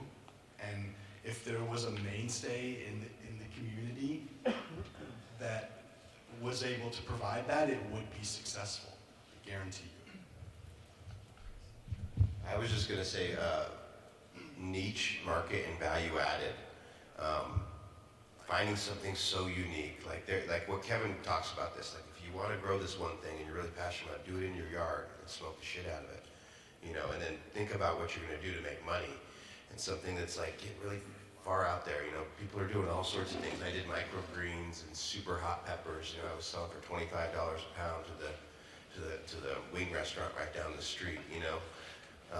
But find that in cannabis, and you know, you might be doing something like Steve was talking about, the rookie cookie is one of the biggest sales things, you know, in the market. Joints sell a lot. Find some unique, really unique spin on it and do it really, really well, or do a value added, you know, like with the cookie thing. Or, you know, I think when I was selling vegetables, we would pickle our cucumbers. In Minnesota, you could pickle them. As a small farmer, there's a pickling law. You could pickle your own cucumbers, and I'd take this 50-cent cucumber and make it worth $15 in a jar, literally, you know, right? And so if your product is unique enough and has the high enough quality value because it's regenerative, and you've used all regenerative products in making, like, let's say a salve or whatever, you know, you come up with, I think there's a real big market for it, especially in the small farmer, when they know that you made it and they came to your farm, you know, and they saw the video, and it's like there's integrity in that. And those rich moms and those, you know, those big minivan and Suburbans, they love that shit, dude. They love it. You know what's funny is, like, when I think of brand, I think of a cow getting burned with an iron. I don't really think of a business. And that's kind of how it is when you build a brand. You get kind of burned in the ass with a hot iron. And so what you have to realize, that your brand is recognition. And the only way that you can be recognized in like an organic method, a healthy method, is if you allow your region and the other farmers around you to be recognized. And so I think that what you have to work on is developing the reputation of your region, and you don't have to reinvent it as like we're cannabis now, but we're historical agriculture. Humboldt's different in that we were tree farmers, and so that's what we're known for, is farming lumber. But then we became known for farming cannabis. But we can say that historically this has been a place that has produced unbelievable products. So it holds true through time that these regions do. Ohio, Tennessee, Kentucky, Maine, places that have had good agricultural reputations in small scale. You have an ability to piggyback on that. And you have an ability to take that imagery that's already created and weave your story into it. And what it does now is it starts to create an emotional connection to the buyer. And the buyer has to believe there's a reason why they want to buy your product, why they want to look for your product. And if you could put it under a common regional umbrella and then say DEM certified farmers within the area, that's a quality assuredness. And it lets people know that anything they pick up under that umbrella should be of a specific ethos of how it was produced, and also of a selectiveness on what we produce. And if you can just deal with the fact that the prices are going to be not quite what you wish, you can create competitive pricing in the interim, because your long-term business model in terms of value will not be this. This is, you're in an oligarchy model. You're in a model of incredible companies coming in who are going to try to consolidate. They're going to do it through price war. They're going to drive everyone out of business through lower prices, and then prices will again rise. If you can survive this purge, and your vision of long-term is what you're seeking, then you can ride through this, and your brand is that your region, the farmers in your region, produce an incredible product, because you're coming into the game where we're talking about federal legalization within 18 to 24 months as a conversation, it seems. And you got global exports popping everywhere right now. So all of a sudden, the world we're in is going to change radically, and why wouldn't people who lived in England, when they finally get a chance to buy weed, not want to buy it from Michigan? Why wouldn't they want to buy it from the cherry belts, where the story that goes with it is genuine, and the farmers are highlighted, and you're all working in some cohesive fashion so you can spread the efforts out? If you want to be recognized, man, the effort is supernatural, because you have to be relentless, and people over pump their info out and they wear people out. So you have to be unbelievably diverse in all the things you go after. Everybody uses social media, but they can shut you off. You have to report stuff. There's only so many stories. You can write magazines, but there's only so many articles. You have to do all of those things. And what you have to do is you have to find where people need the friends you know, and you're not the one who will benefit, but you become a reference. And you start moving people into positions where they can be successful. And if you're not trying to get money or glory, shit happens all the time. And you can really start to influence the success of the people around you in your groups. And what it does, it makes all of you look better. It makes all of you look smarter. It makes all of your products look better. And that's not bullshit. That's how you build a regional brand, is that the region is most important and you're all bricks in the regional picture. And as soon as you start to lose track of that, you're screwed. And so somebody's gonna pop up really hard in the group. If that person could try to drag the rest of you forward through at least saying, I'm not the only example of craft in my region, there's many like us, and when I go forward, I'd like to bring these people into the open. It allows you to pour through the cracks. Yeah, exactly. And when they discover someone, they bring them on the stage, they spit some tunes, and next thing you know, the guy's got a contract. That's how it has to work for us.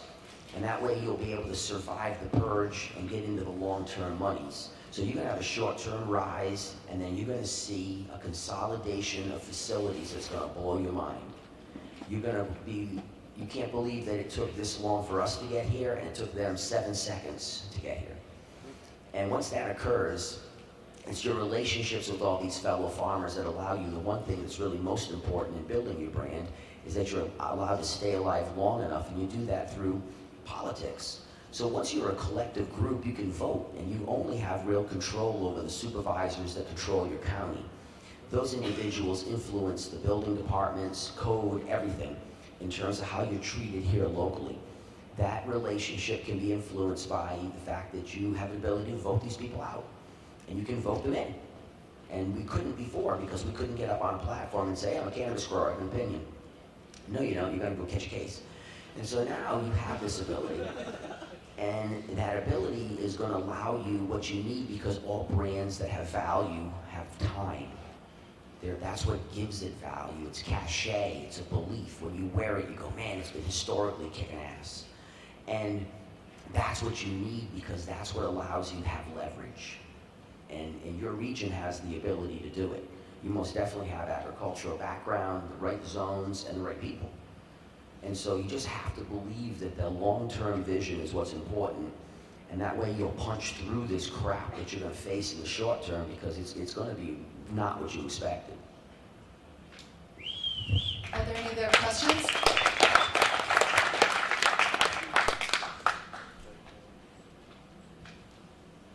Are you going to follow up on that there, Josh? Okay. No, go. Okay. So, He just hands me the mic when he's done. It's like, mic drop. So, peat moss is used a ton in our industry, and it seems to work really well with like certain living soils and super soils, but it's not really sustainably collected, right? It's mined out of bogs in Canada, from what I understand. You say peat moss, sorry. Yes, that's right. Peat moss. That's right. Yes, peat moss. And I was wondering, I heard about composted pine bark as an alternative, but I was wondering if anyone had any ideas about alternatives to using peat moss. Cocoa. Really? Leaf mold. Yeah. Well, and like, ideally, we're building soils outside, so why do we need peat moss in the first place? What do you do? I make a super soil with the adding amendments. Are you using it indoor or outdoor? I am actually doing it indoors in pots. Building a super soil, recycling it, re-amending.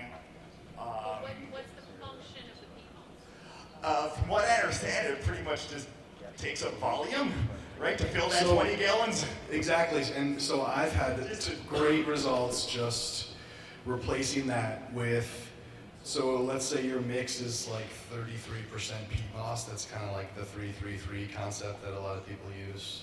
And so, well, okay, instead I'm gonna use like 5% wood chips, 5% biochar, 5% leaf mold, 5% native soil, and just like use what you've got, because if its function is to like hold moisture in, well, the leaf mold and the compost are going to do that, right? So we need to start utilizing native soil in our indoor mixes, because native soil it holds the key to a lot of these things, and like almost like what what Chris Trump was saying earlier, find these untouched spots and go get the IMO there. Well, also maybe you get like a couple of gallons of soil out of that spot too. And if you do these things responsibly, like I'm not talking about like, oh, let's go mine the forest, but even 1 gallon of native soil incorporated into a 20-gallon smart pot will make a huge difference in just the bacterial and fungal diversity and the minerals and the exchange capacity, that because we're trying to create a living system, right? So if you look forward as to like what will that peat moss end up as in our living system, it'll just end up as compost. So right, worm castings. If there's worms in there, they're going to turn that peat moss into worm castings eventually. So just sort of take a step backwards. A lot of what I'll speak for myself, I'm sorry guys, but a lot of what I do is deconstructive. So I try to look at like, okay, well, if everyone is doing it this way, but I have these things, how can I make that work? And so bulky material, sticks and bark and that type of stuff will serve a lot of that same functionality. That's my perspective. Yeah, so, this also is the science of organic regenerative cannabis. So when you get down to some really think about it scientifically, you have to know why you're putting something in. What is the purpose of this peat moss? Well, I don't know, somebody told me it was cool. All right, well, I'm gonna tell you it's really cool to put insect grass in there at 33%. Probably a bad idea. That's not recommended, by the way. But so really know why you're using it, know what you can use as an alternative. When you talk about cooking, if you're cooking in the kitchen and you don't have eggs, you look up egg substitutes, mayonnaise is one of them. It's things that you wouldn't necessarily think about, but if you know that that's an egg base and has the same capacity to do what it is you're looking for, go for that. As somebody who used to grow indoor in pots, I will also challenge each and every one of you to ditch your pots, build beds. I mean, and there's a lot of people who disagree because they think that pots are nice because you can isolate problems. I've never seen an indoor that had an isolated, a normal sized indoor. I mean, when you get to these giant facilities that Suzanne works at, there are isolated pockets. But in general, for most of us, we were working in smaller facilities, and generally, if there was a problem, it was everywhere. It wasn't just in one spot. And you ditch those pots. I mean, I think our yield increased about 20 to 25%. Everything was exactly the same, but we dumped the pots out, we built beds up instead, and had a significant difference in yield and care and ease. Everything was just more simple. We also didn't reuse the soil. I mean, we reused the soil all the time, we mulched. We were able to treat it more like you would an outside normal biodiversity increased. It's just a better way to grow inside if you can swing it. I know some people are really attached up their pots and. How big a bed? Our beds were, I think they were 4 feet deep, and they ran the length of the room, and we built them up 18 inches of soil, and it was a 24-inch tall, or 22 inches tall. So we had a 2x4 basically that was extra area so that we could mulch and work in it easier. Part of regenerative farming is you can't just jump in and have it all dialed, but obviously the ultimate goal is, and I would reiterate, is to have compost rows on the property or somewhere, other property, a supporting property that you're building soil on, because it's those soil building rows that you can use that in place of peat moss. I mean, if you use peat moss, you can make it work long term. I think the main teaching is don't throw it away. I mean, it's a precious, item, and if you're using it maybe in a propagation state or something like that, and cocoa to peat mosses, cocoa comes from far away. If you're in a cocoa region, it makes all the sense in the world to use cocoa in it and can be turned into something good in dirt.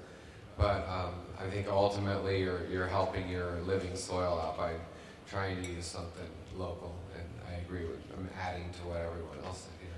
And you have some good dirt in your local area you could talk about, or something. I would have touched on leaf mold as well. I mean, like, you can get that consistency. Like, you're looking for something that has that feel to it, right? And I mean, certain compost is going to have that feel to it. So I think you can get to that same goal. I was just going to add, composted wood chips could be 3-year-old composted wood chips. Pile up wood chips. Any more questions?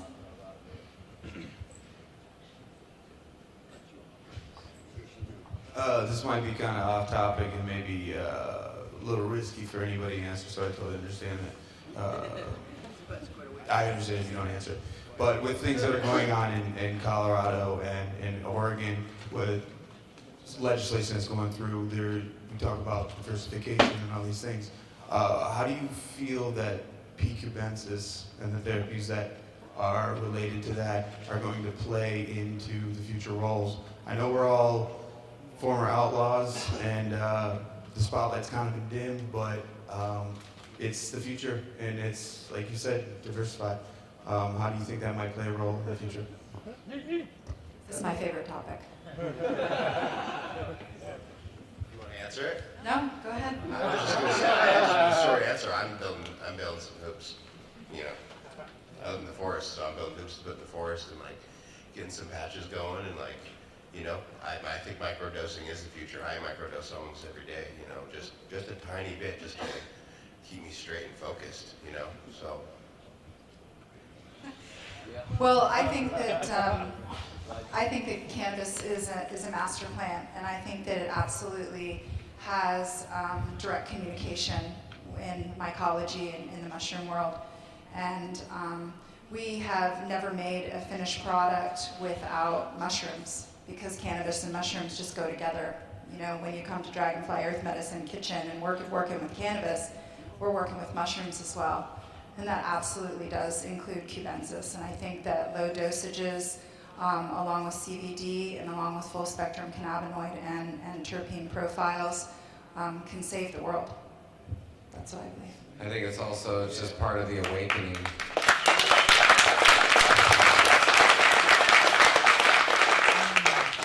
It's part of the awakening, I think, that's happening. I mean, there's psychoactive, you know, drugs are being, you know, more open, not just psilocybin, but, you know, DMT and MDMA are all being, you know, utilized in PTSD, and it's really good to see, and I like to see us try and do good by our cannabis laws, and that's why we're asking everyone to be active and activists in their community to try and help us with those laws, so those laws can actually help pave the way for, you know, psilocybin to become, you know, utilized in a psychological place. If we can show that, you know, we can take something that was kind of on the fringe and utilize it in a respectful way, then that would be really beautiful. And if you can grow, you know, a greenhouse full of cubensis right next to a greenhouse full of ganja and pipe the CO2 from one greenhouse into the other, you know, and that's a beautiful, you know, way to grow, and the communication between those two, you know, entities is really powerful. And even if you are, you know, doing cubensis cultivation, you know about composting because you're making your own compost for that medium, and then that consciousness can go into the cannabis and help you recognize that you can create your own medium for cannabis as well, you know, just by simple composting. But yeah, the two of them work together, and I really have high hopes for the future that we'll be able to have some intelligent, you know, use of psychoactive plant medicine. Any other questions? Anybody else? Are we going to call it a night then? You want to give maybe one from the live, Steve? Oh, is there anybody from the live? So we had a question about plasma lights, and then we also had a question about aloe, about using aloe for cloning. You want to hear it so I can hear it, Steve? We had a question about if you could elaborate on using aloe in your cloning process. And we also had a question if any of you guys have used plasma lights. Yeah, we'll go plasma first. Plasmas work pretty good in conjunction. If you're doing indoor and you're not going to go into LED lights, or you're not using CMH, which is going to give you UV, then the plasmas give you a UV component that you can utilize with your conventional HIDs. And so what it does, it just helps you accentuate certain terpene profiles, and it gives a plant a greater level of UV resistance, which if you're trying to harden stuff up to send outside, it's kind of crucial. But I think that with a lot of the lighting systems we've used in the past, we're starting to kind of move past them. You're starting to see new technology come out in higher levels of efficiency. And as these massive companies get involved in it on an agricultural level, not a cannabis level, but agricultural level, you'll see the technology change dramatically, and it'll trickle down into what we do. The profit margins of cannabis drive a lot of this development. But fundamentally, everything we are using is something that's been already developed someplace else. And they've already worked it to the point of, we know that the profitability will end soon. We'll go into a new technology. We'll ride that out. It'll end soon. And so, you know, I'm someone who doesn't see a future in large-scale indoor production. I see it in niche areas, and I see it in very specialized spots that you drop a product. But I can't see how you can compete in the future with legal cannabis, legal hemp, sun-grown, biologically based simplicity, and compete financially. I just don't see the future in it. I just don't. So, I mean, I'm somebody that the indoor guys kind of get mad at, because I'm like, you're going to burn to the ground over this one. But I just don't see how they're going to be able to compete financially over the course of time. And so plasma lights work really well to accentuate your lack of HID spectra, but I'd rather just run under the sun. I was on the aloe. I grow aloe in my greenhouse on the south bed, on the understory, right? So it gets light in the understory right there. And I just cut the leaves, and I actually dip my cuts right in there. So I'll go through and take all my cuttings, put them in a jar of water, bring them into where I'm going to take my cuttings, and I dip I just dip it right in there. Some people like to cut it up and maybe blend it up, and that's all fine. I just find it's really, really easy. And the process works good for me to stick one in, and then while I'm preparing the next one, I go and stick it in and pull the other one out and stick it in my clone setup. So. Yeah, I do mine a little bit differently, but similar. I found that for me, when I'm trying to stick my clones into the aloe, it just takes me too long. I'll be honest. It's getting it in there and trying to wiggle it around. It didn't work for me. So I actually, similarly, we grow aloe. It's all over in my yard, basically. I just planted it outside. We're in California, so I don't have to worry about it too much. I know you guys have a little bit more cold up here. I'd probably protect it. But we'll just cut a large leaf off. I take the green part off, so I'll slit it down, up and down the sides, scoop out all the interior stuff, so all the clear goop, put that into a jar. I use my immersion blender and just blend it until there are no more chunks.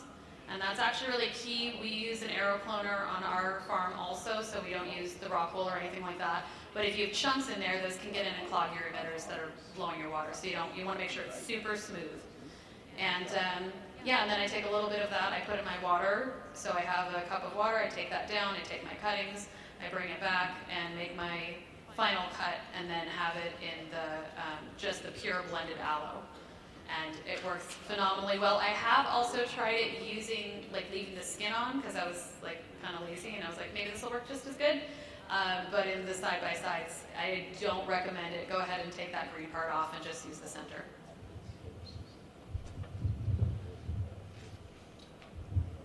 I use aloe. I grow aloe in pots, and then I bring it indoors during the wintertime. It's our option for the most part.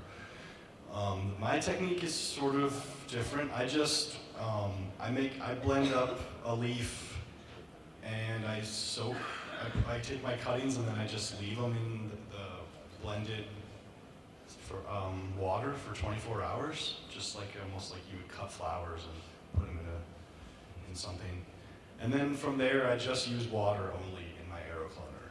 So I was adding aloe to it, but I had trouble. I had algae, or whatever. But now I just change the water every 3 days, just plain water, and I get great roots. There's a post on my Instagram just from like a couple days ago where I showed that.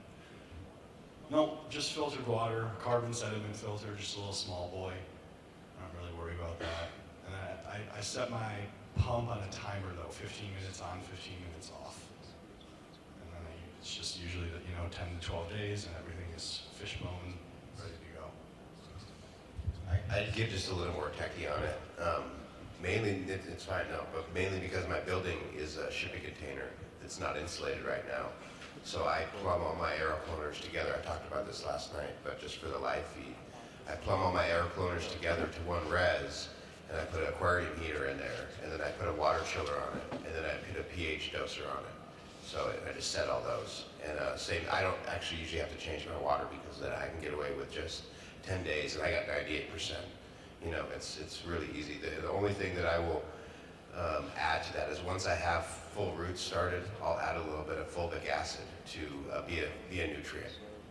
And I do spray my leaves with the fulvic acid spray once a day, maybe once every other day as I kind of get going. Yeah. You want to hop on the mic real quick? Yep, right here. Who's it? Oh. What benefit do you see applying the fulvic to the roots after it's taken and then cutting? It's a full nutrient. I do it to the foliar because it's a foliar nutrient, and then I put it into the water once they've got the roots. So it's a complete nutrient source. So they just take off and grow. And the reason I do it is because I'm a one-man op. So I take 1,000 cuts at a time, and then I fill my greenhouse with that. Those bare roots. I don't do any pots because it's a waste of time for me. So I can get a little inches on them. I get them 12 inches, 18 inches tall in my setup. By doing that. Any other questions? Can y'all state your Instagrams? He asked if we could state our Instagrams. I'm Dutch Blooms. Just Kevin Jodry, my name. Rising Moon Cannabis. LOS Gardens. Dragonfly Earth Medicine. Cannabis. Awesome. Well, I think that might be wrapping it up, and I really wanted to take a moment to thank you guys so much for all of your energy and really great intentional knowledge that you're putting forward. Not only were you all talking to everybody in this room, but a whole lot of people on live feed, and your education is going far and wide, and I just really want to thank you all. Thanks so much.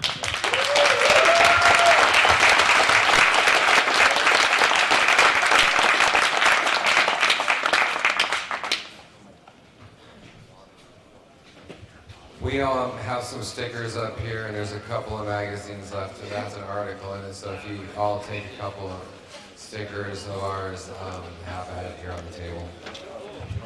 We'll see you guys at 9 o'clock in the morning. Big day tomorrow with genetics. We're switching it up. It's going to be good. We got breeders here, and Kevin's going to go deep on the stuff he's been talking about. So tonight was a good warm-up. All right, thanks a lot, guys, for joining us on YouTubes.